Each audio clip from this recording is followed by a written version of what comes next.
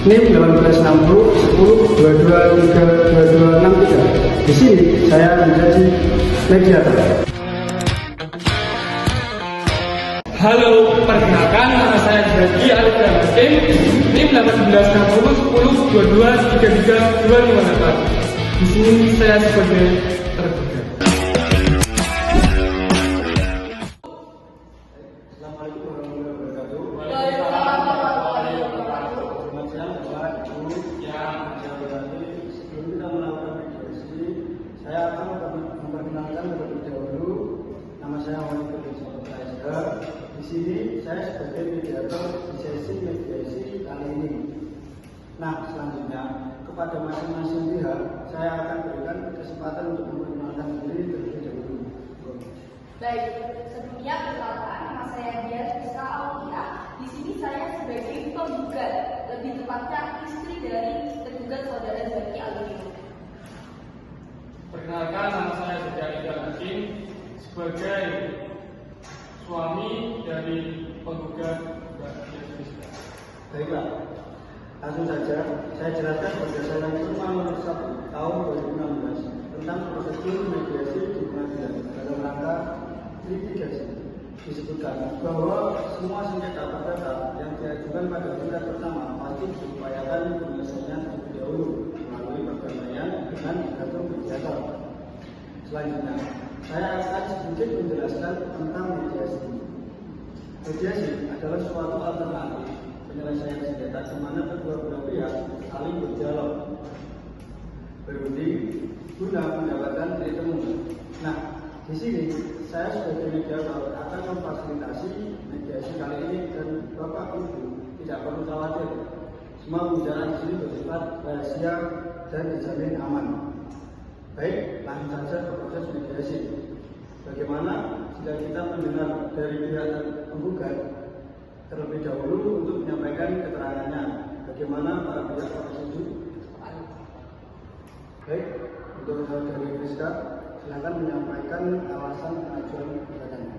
Baik, saya mengajukan gugatan ini karena saya merasa bahwa keluarga ini sudah tidak dapat dipertahankan lagi karena sudah tidak ada keharmonisan dalam keluarga ini dan juga untuk komunikasi dalam hubungan kita sebagai seorang suami istri sangat-sangat tidak baik, di mana saudara Bapak Zaki ini tidak pernah memberikan informasi di mana beliau berada, dan akhir-akhir ini beliau sering sekali pulang malam, entah beliau main kemana, dari mana saya tidak tahu keberadaan beliau, dan juga dia tidak pernah memberikan nafkah. Oke lah, untuk awal pernikahan beliau memang bertanggung jawab dari nafkah keluarga kami, tapi akhir-akhir ini dia seringkali meninggalkan kewajiban dia sebagai seorang suami untuk memberikan nafkah kepada keluarganya, dan untuk kebutuhan keluarga sehari-hari yang mencukupi ya saya sendiri menggunakan uang pribadi saya sendiri dengan cara aku juga kerja di sebuah perusahaan swasta. Baik, bagaimana tanggapan saudara Zaki? Sebagai seorang suami itu memang mempunyai pendidikan yang cukup baik. Dia rela pulang malam, berangkat pagi. Tetapi sebagai seorang istri apakah perlu tahu semuanya? Harus dong, karena kita seharusnya memiliki keterbukaan dalam hal komunikasi. Dari segi nafkah itu memang istri wajib mengaturnya atau sebagai sekretaris bagi keluarga. Tetapi seumpama suami tidak memegang uang sama sekali, apakah gimana misalnya? Kamu sebagai suami harusnya tanggung jawab.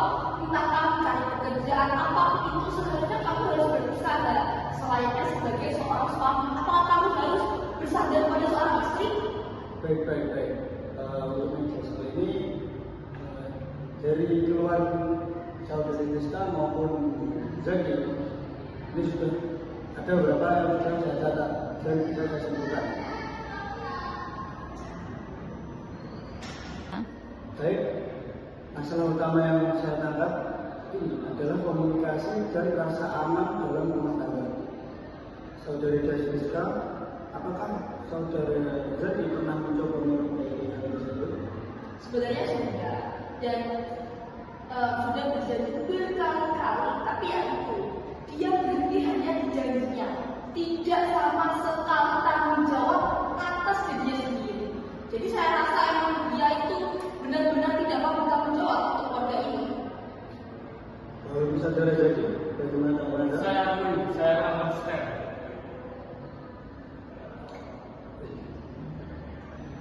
Saudari Rizka, apakah masih ada keinginan untuk rujuk dan memperbaiki rumah tangga? Tidak, saya sudah mempertimbangkan hal ini dengan matang. Baik, saudari Zaki. Kalau begitu saya putuskan pada ibu saya akan menjalankan pernikahan. Baik, karena keinginan penggugat untuk bercerai sudah berat, kita fokus pada dampak hukum perceraian. Apakah ada harta bersama? Ada Bapak, sebagian besar harta kami itu masa asrama bersama.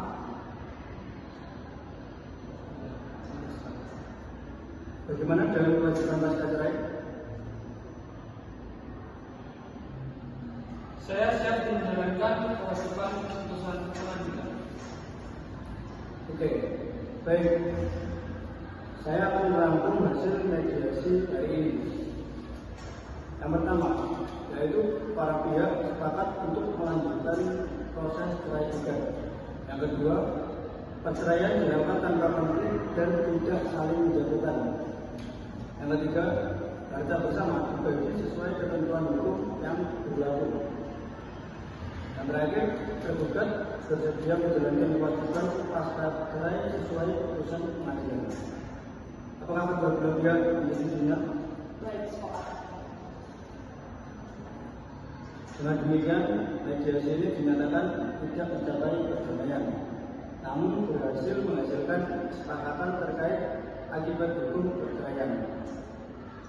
Saya akan membuatkan berita acara mediasi dan menyerahkannya kepada majelis hakim. Terima kasih atas sikap kooperatif dari saudara Zaki dan saudari Rizka. Assalamualaikum